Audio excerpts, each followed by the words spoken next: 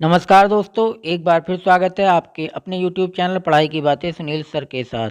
इस वीडियो में हम मिशन प्रेरणा फेज 2 निपुण भारत जो कार्यक्रम का संचालन होना है समस्त विद्यालयों में, उसके बारे में प्रमुख जानकारी लेकर उपस्थित हुए हैं। ये पत्र दीपक कुमार, प्रमुख सचिव, उत्तर प्रदेश शासन की तरफ से जारी किया गया है। इसकी क्या क्या मुख्य बातें हैं तो वो हम आपको बताने वाले हैं। तो वीडियो आगे बढ़ने से पहले अगर आप चैनल पर नए हैं तो चैनल को सब्सक्राइब कर सकते हैं और बेल आइकन को प्रेस कर सकते हैं। इसकी मुख्य मुख्य बातें जानने के लिए वीडियो को अंत तक देखें तथा अगर वीडियो पसंद आए तो लाइक और शेयर करना न भूलें। आइए अब देख लेते हैं पत्र की मुख्य मुख्य बातें। पहला है निपुण भारत मिशन विजन व उद्देश्य। इसमें है वर्ष 2026-27 तक प्राथमिक कक्षाओं में सार्वभौमिक मूलभूत साक्षरता और संख्या ज्ञान प्राप्त करना और यह सुनिश्चित करना कि सभी बच्चे कक्षा 3 तक पढ़ने लिखने और संख्या ज्ञान में ग्रेड स्तर की योग्यता प्राप्त कर लें। दूसरा पॉइंट है 3 से 9 वर्ष की आयु के बच्चों को अधिगम आवश्यकताओं, अधिगम अंतराल और इसके संभावित कारणों की पहचान करना और स्थानीय परिस्थितियों को ध्यान में रखते हुए विभिन्न कार्यनीतियों की पहल करना। तीसरा गैप पॉइंट है प्री स्कूल एवं कक्षा 1 के बीच संबंध स्थापित करने और सुचारू कक्षा अंतरण के उद्देश्य से NCERT द्वारा तैयार किए गए ECCE पाठ्यचर्या फ्रेमवर्क को आंगनवाड़ी और प्री प्राइमरी स्कूल दोनों द्वारा अपनाया जाना ताकि कक्षा 1 में सुचारू कक्षा अंतरण सुनिश्चित किया जा सके। दूसरा है लक्ष्य निपुण भारत। इसका लक्ष्य क्या है? निपुण भारत मिशन के अंतर्गत वर्ष 2026-27 तक बाल वाटिका से कक्षा 3 के 100% बच्चों में मूलभूत साक्षरता एवं संख्या ज्ञान का लक्ष्य प्राप्त किया जाना। जी, ये लक्ष्य 2026-27 तक का है। कक्षा 3 तक के बच्चों के लिए 100% बच्चों को मूलभूत साक्षरता एवं संख्या ज्ञान का लक्ष्य प्राप्त करवाना है। आगे है मिशन के घटक। निपुण भारत के अंतर्गत निर्धारित लक्ष्यों की संप्राप्ति हेतु मुख्य घटक निम्नवत हैं। पहला है लक्ष्य और सूची मिशन के अधिगम ध्येय। बाल वाटिका से कक्षा 3 के लिए वर्ष 2026-27 तक मूलभूत साक्षरता और संख्या ज्ञान का अधिगम स्तर सुनिश्चित करने के लिए शिक्षा मंत्रालय भारत सरकार द्वारा निपुण भारत के अंतर्गत लक्ष्य सूची निर्धारित किए गए हैं जो संलग्न 1 के रूप में संलग्न है। मिशन के उद्देश्य को प्राप्त करने के लिए संपूर्ण साक्षरता और संख्या ज्ञान के लक्ष्य बाल वाटिका से कक्षा 3 तक के लिए निर्धारित किए गए हैं जो निम्नवत हैं। ये लक्ष्य हैं, हम पहले भी इनसे परिचित हो चुके हैं। इसमें बाल वाटिका के हैं भाषा में अक्षरों और संगत ध्वनियों को पहचान लेते हैं। फिर है कम से कम 2 अक्षर वाले सरल शब्दों को पढ़ लेते हैं। ये थे बाल वाटिका के। इसमें पहले हम कक्षा 1 से समझते थे लेकिन अब इसमें बाल वाटिका को बढ़ा दिया गया है। बाल वाटिका का तात्पर्य है 5 से 6 वर्ष की आयु के बच्चे और कक्षा 1 में आते हैं 6 वर्ष से ऊपर के बच्चे। तो कक्षा 1 का है अर्थ के साथ पढ़ लेते हैं। ऐसे छोटे वाक्य जो आयु के अनुसार किसी अज्ञात पाठ का भाग हो जिसमें 4-5 सरल शब्द हों को पढ़ लेते हैं। फिर है कक्षा 2 का अर्थ के साथ पढ़ लेते हैं या 45 से 60 शब्द प्रति मिनट प्रवाह के साथ पढ़ लेते हैं। कक्षा 3 में अर्थ के साथ पढ़ लेते हैं और न्यूनतम 60 शब्द प्रति मिनट के प्रवाह से पढ़ लेते हैं। देखिए इसमें एक चीज़ महत्वपूर्ण है, अर्थ के साथ। इस चीज़ को जरूर समझें आप कि अर्थ के साथ पढ़ लेते हैं क्योंकि पढ़ना अर्थ गढ़ना कहलाता है। आगे गणित में बाल वाटिका में कक्षा 10 10 तक के अंकों को पहचान और पढ़ लेते हैं। फिर है एक क्रम में घटनाओं की संख्या, वस्तुओं, आकृतियों, घटनाओं को व्यवस्थित कर लेते हैं।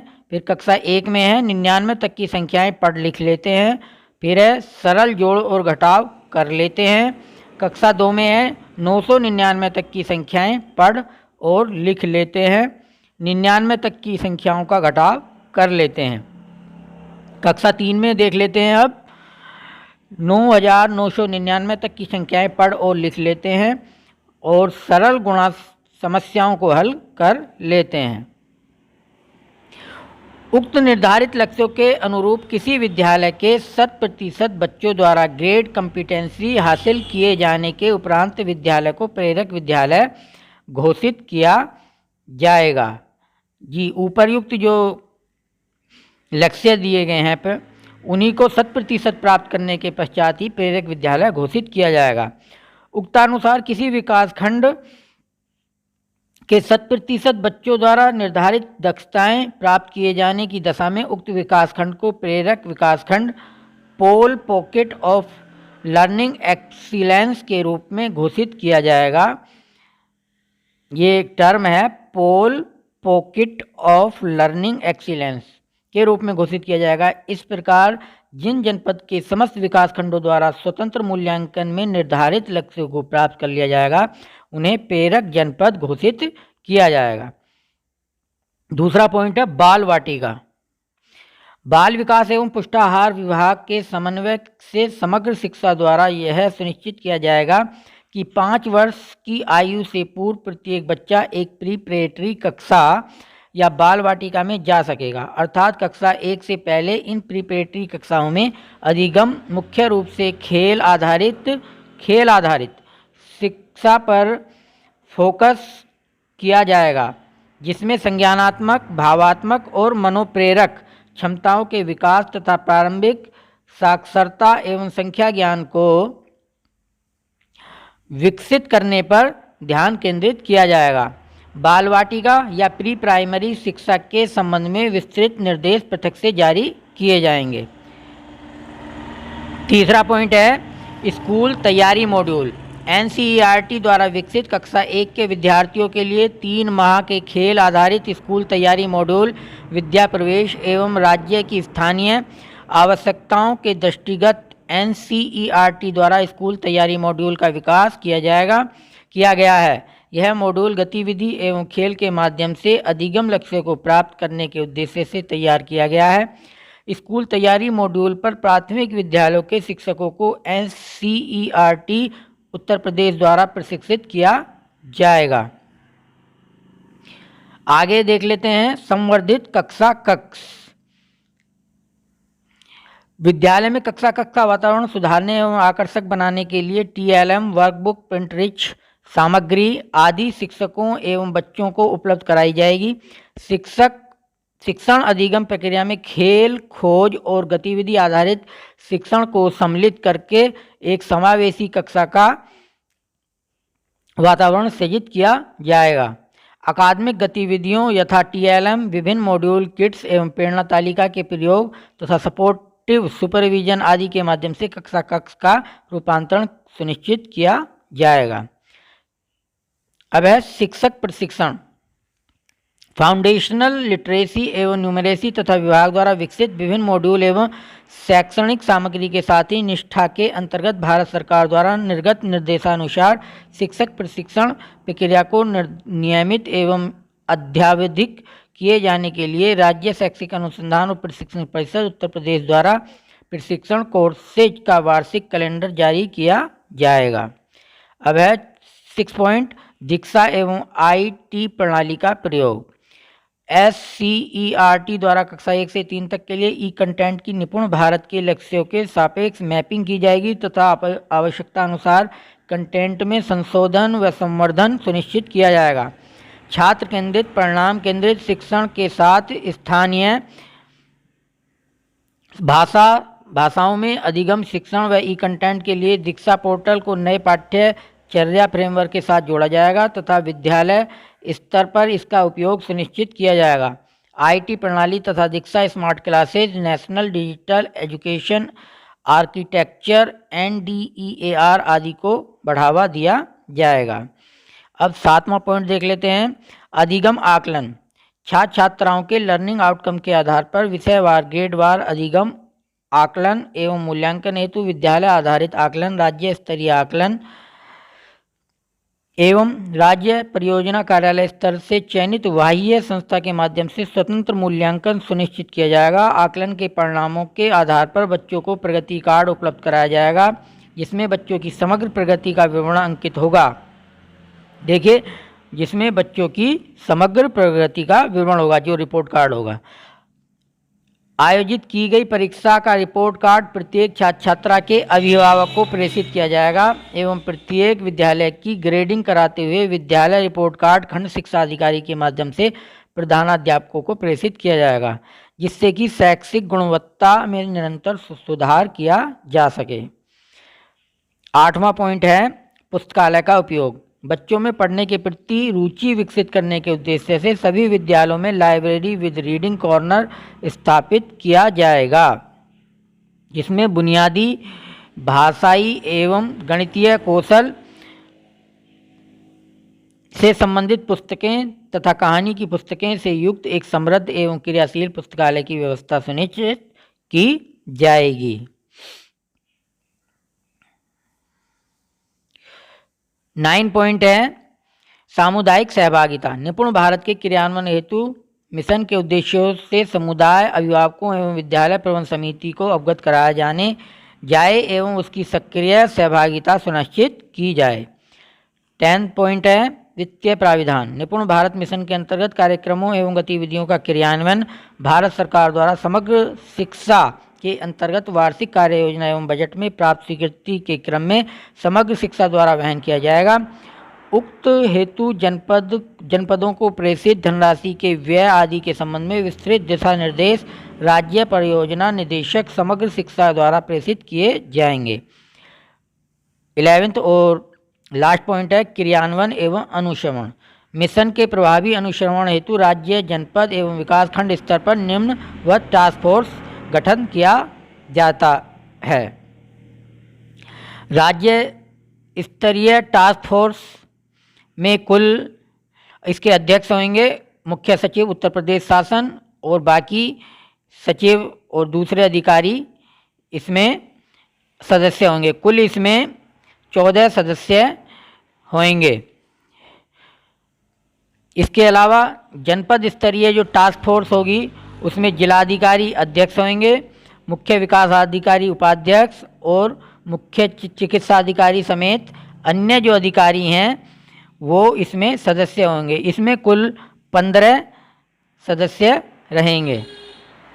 विकास खंड की स्तरीय जो टास्क फोर्स है उसमें खंड शिक्षा अधिकारी अध्यक्ष होंगे, CDPO के जो हैं वो सदस्य रहेंगे और भाषा एवं गणित के क्षेत्र में उल्लेखनीय कार्य करने वाले प्राथमिक और उच्च प्राथमिक विद्यालय के 2-2 शिक्षकों को जिला बेसिक द्वारा नामित करके इसमें सदस्य नियुक्त किया जाएगा।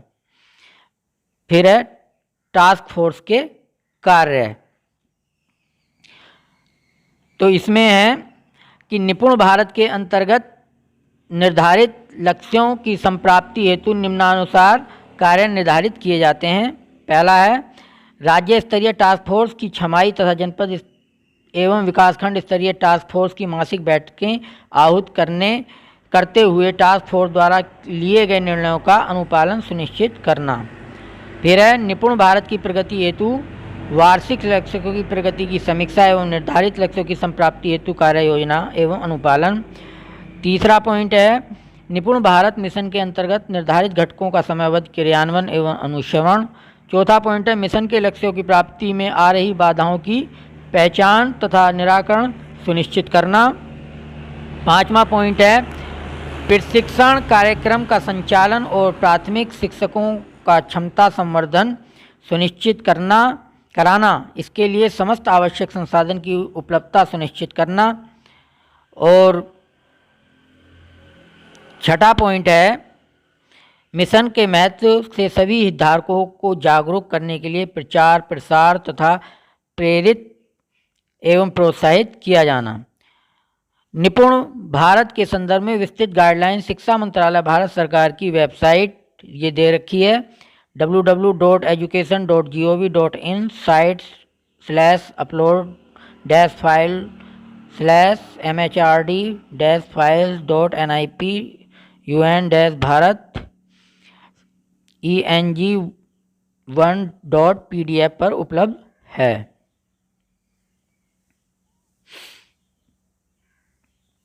आइए अब इसके अनेक्जर में मतलब जो संलग्न है उसमें लक्ष्य सूचिकों को देख लेते हैं।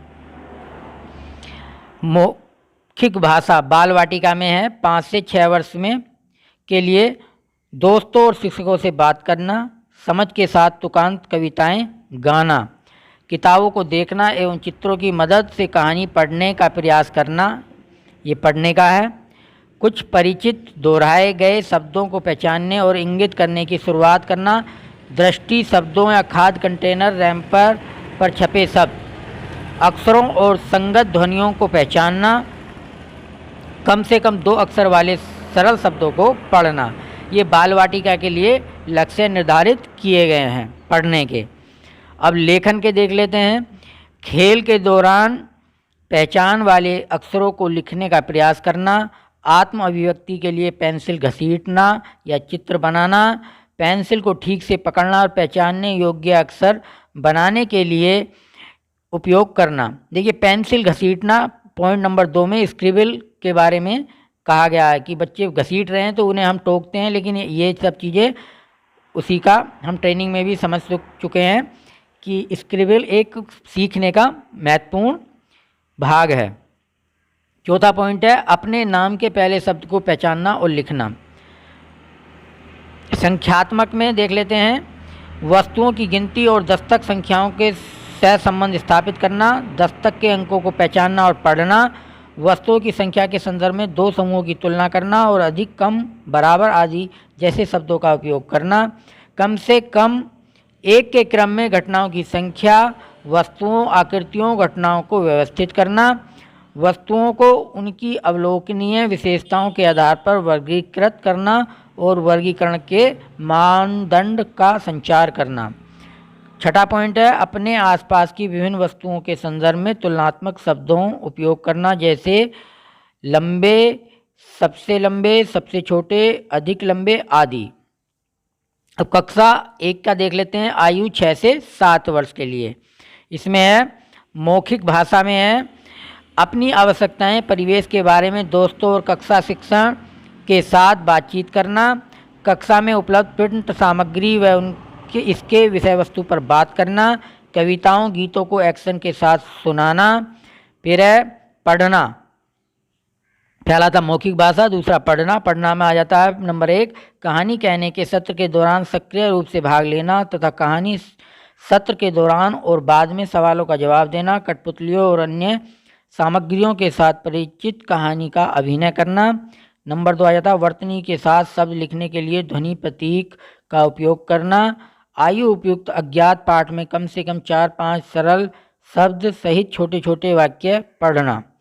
लेखन में आ जाता है परिचित शब्दों, संदर्भों, कहानी, कविता, पर्यावरण संबंधी प्रिंट आदि में प्रयोग होने वाले शब्दों में मात्राओं के साथ परिचित होना। लेखन, ड्राइंग और या चीज़ों को अर्थ देना और अपने कार्यपत्र, बधाई, संदेश, चित्रों आदि पर अपना नाम लिखना और ऐसे चित्र बनाना जो पहचानने योग्य हों या अन्य लोगों से मेल खाते हों। संख्यानात्मक 20 तक वस्तुओं की नंबर 1 है 20 तक वस्तुओं की गिनती करना। 99 नंबर 2 99 तक की संख्या पढ़ना और लिखना। और नंबर 3 है दैनिक जीवन स्थिति में 9 तक संख्याओं को जोड़ और घटाव का उपयोग करना। नंबर 4 है अपने चारों ओर 3D आकृतियाँ, ठोस आकृतियों के भौतिक गुणों तथा अवलोकन और वर्णन करना, जैसे गोल, समतल, सतह, कोनों और किनारों की संख्या आदि। नंबर 5 है गैर मानक, गैर सामान इकाइयों जैसे हाथ की लंबाई, पैर की लंबाई, उंगलियों आदि का उपयोग करके लंबाई का अनुमान लगाना और पुष्टि करना और गैर मानक इकाइयों जैसे कप, चम्मच, मग आदि उपयोग करके ने की क्षमता रखना।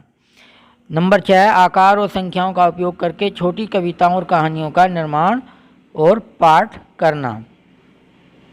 कक्षा 2 का देख लेते हैं। आयु 7 से 8 वर्ष। मौखिक भाषा, कक्षा में उपलब्ध प्रिंट सामग्री के बारे में बात करना, प्रश्न पूछने के लिए बातचीत की संलग्न होना और दूसरों को सुनना। नंबर 3 है गीत कविताएं सुनना। अब आ जाती है बारी पढ़ने की। पहले था मौखिक भाषा, अब पढ़ना। नंबर 1 बच्चों के साहित्य पाठ पुस्तकों से कहानियों को पढ़ना, वर्णन करना, फिर से बताना। नंबर 2 किसी दिए गए शब्द के अक्षरों से नए शब्द बनाना। नंबर 3 आयु उपयुक्त अज्ञात पाठ से उचित गति और स्पष्टता के साथ शब्दों के 8-10 वाक्यों को पढ़ना, लगभग 45 से 60 शब्द प्रति मिनट से सही ढंग से पढ़ना। अब आता है लेखन। लेखन में स्वयं को व्यक्त करने के लिए छोटे सरल वाक्यों को सही ढंग से लिखना, संज्ञा शब्द, क्रिया शब्द और विराम चिन्हों को पहचानना। संख्यात्मक ज्ञान में आ जाता है 999 तक संख्याओं को पढ़ना और लिखना। और नंबर 2 है 99 तक की संख्याओं को जोड़ना और घटाना, दैनिक जीवन की स्थितियों में 99 तक की वस्तुओं का योग। नंबर 3 है गुणा और जोड़ को समान वितरण बंटवारे के रूप में गुणा करना और 2, 3 और 4 के गुणन तथ्यों को तालिकाओं का निर्माण करना। और नंबर 4 है गैर मानक इकाइयों जैसे रॉड, पेंसिल, धागा, कप, चम्मच, मग आदि का उपयोग करके लंबाई, दूरी, क्षमता का अनुमान लगाना और मापना और सरल संतुलन का उपयोग करके वजन की तुलना करना। अगला है 5वां आयत, त्रिभुज, वृत्ताकार, अंडाकार आदि जैसे 2D आकृतियों की पहचान करना और उनका वर्णन करना। 6ठा है दूर, पास, अंदर, बाहर, ऊपर, नीचे, बाएं, दाएं, आगे, पीछे आदि जैसे स्थानिक शब्दावली का उपयोग करना। और 7वां है संख्याओं और आकृतियों का उपयोग करके सरल पहेलियों को बनाना और हल करना।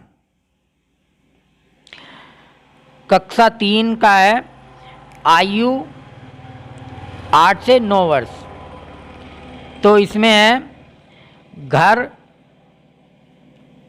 स्कूल में उपयुक्त शब्दावली का उपयोग करके स्पष्टता के साथ बातचीत करना, कक्षा में उपलब्ध प्रिंट सामग्री के बारे में बात करना, सवाल पूछने, अनुभव बताने और दूसरों को सुनने, जवाब देने के लिए बातचीत में हिस्सा लेना, कविताओं को व्यक्तिगत रूप से, समूह में आवाज़ का उतार चढ़ाव और आवाज़ बदलकर सुनना। ये सब मौखिक भाषा के लक्ष्य थे या लर्निंग आउटकम। आगे पढ़ने के परिचित पुस्तकों, पाठ्य पुस्तकों जानकारी से जानकारी प्राप्त करना, भाषा के आधार पर और एक आयु उपयुक्त अज्ञात पाठ से सही उच्चारण के साथ लगभग 60 शब्द प्रति मिनट की इष्टतम गति के साथ पढ़ना। फिर पाठ में दिए गए निर्देशों को पढ़ना और उनका पालन करना। नंबर 4 आयु उपयुक्त अज्ञात कहानी 8 से 10 वाक्यों को अनुच्छेद को पढ़ के 4 में से कम 3 प्रश्नों के उत्तर दे सकें। और फिर आ जाता लेखन, विभिन्न उद्देश्यों के लिए लघु संदेश लिखना, लिखने के लिए क्रिया, शब्दों, नामकरण और विराम चिन्हों का उपयोग करना, व्याकरण की दृष्टि से सही वाक्य लिखना और व्याकरण की दृष्टि से सही वाक्यों को प्रयोग करके स्वयं छोटे अनुच्छेदों और छोटी कहानियों को लिखना। अब आ जाता है संख्यानात्मक। नंबर 1 9999 तक संख्या पढ़ना और लिखना। नंबर 2 999 तक की संख्याओं को जोड़ना और घटाना, दैनिक जीवन स्थितियों में 999 तक की वस्तुओं का योग। फिर 2 से 10 तक की संख्या के गुणन तथ्यों, तालिकाओं का निर्माण एवं उपयोग करना तथा विभाजन तथ्यों का उपयोग करना, मानक इकाइयों जैसे मीटर, किमी, ग्राम, किलोग्राम, लीटर आदि का उपयोग करके लंबाई, दूरी, वजन और क्षमता का अनुमान लगाना और मापन, 3D आकृतियों, ठोस आकृतियों के साथ मूल 2D आकृतियों की पहचान करना और संबंधित करना और उनके गुणों जैसे चेहरे, किनारों और कोनों आदि का संख्या का वर्णन करना। 6ठा पॉइंट है किसी तिथि और दिन के कैलेंडर पर पहचान करना, घंटे और आधे घंटे में घड़ी पर समय पढ़ना। और 7वां पॉइंट है वस्तुओं के संग्रहण में आधा, 1/4, एक पूरे से के 3/4 आदि के रूप में पहचानना। संख्याओं, घटनाओं और आकारों पर सरल पैटर्न के लिए नियमों की पहचान करना, विस्तार करना और संवाद करना।